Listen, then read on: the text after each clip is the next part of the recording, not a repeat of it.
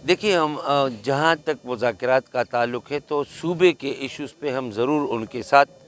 बामानी और बामकसद मुज़ाकरात ज़रूर करेंगे। इसमें वज़ीर आला साहब वज़ीर आज़म से मिलेंगे भी, लेकिन एक बात वाज़ेह है कि वज़ीर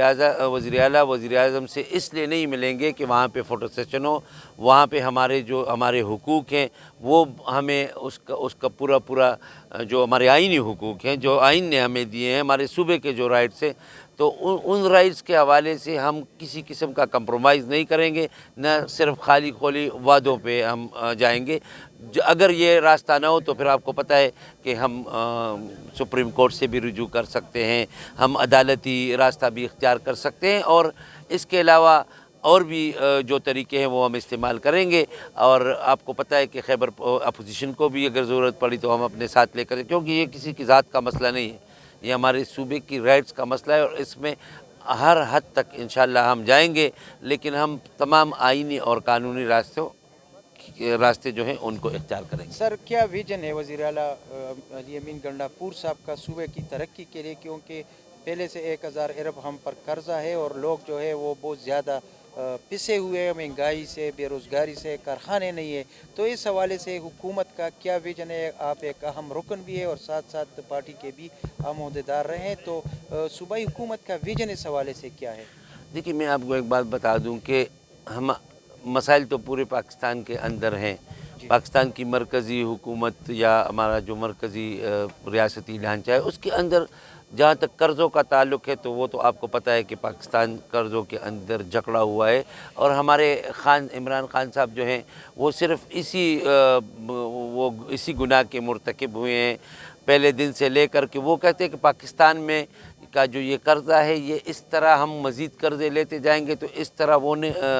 इससे हमारी जान नहीं छूटती पाकिस्तान की। हम सबसे पहले इस कर्ज़े की अदायगी के लिए जो रास्ते इख्तियार करेंगे, जिस तरह उन्होंने मुख्तलिफ़ रास्ते इख्तियार किए थे, आपको पता है कि बाज़ आलमी इदारों ने इस पर हम पाकिस्तान के ख़िलाफ़ एहतजाज भी किया था, उन्होंने खफगी का इज़हार भी किया था, लेकिन हम तो अपने मफाद को देखेंगे ना, हम पाकिस्तानी मफादात को देखेंगे। हम दूसरे के मफादात को देख कर तो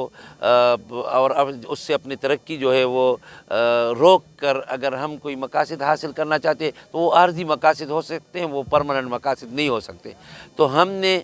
हमारे सूबे में तरक्की का जो राज है वो तो सबसे पहले आपको पता है कि जब तक हम इस सूबे से अमन व अमान की सूरत हाल को ठीक नहीं करेंगे, दहशत गर्दी का ख़ात्मा नहीं करेंगे, इसके जितने स्टेक होल्डर्स हैं उनके साथ हम मिल बैठ कर उनके साथ बात करके उनके ख़िलाफ़ इक़दामात करके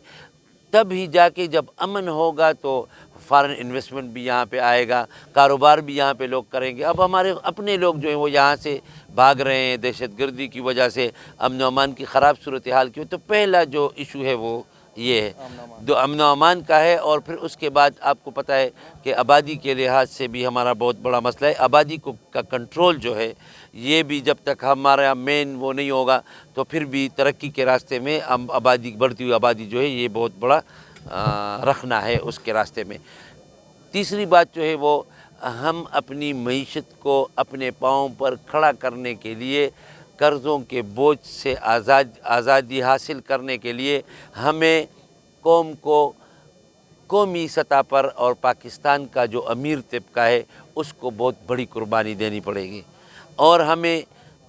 वो तमाम इक़दामात करने होंगे जिसके ज़रिए एक मुल्क जो है वो तरक्की कर सकता है।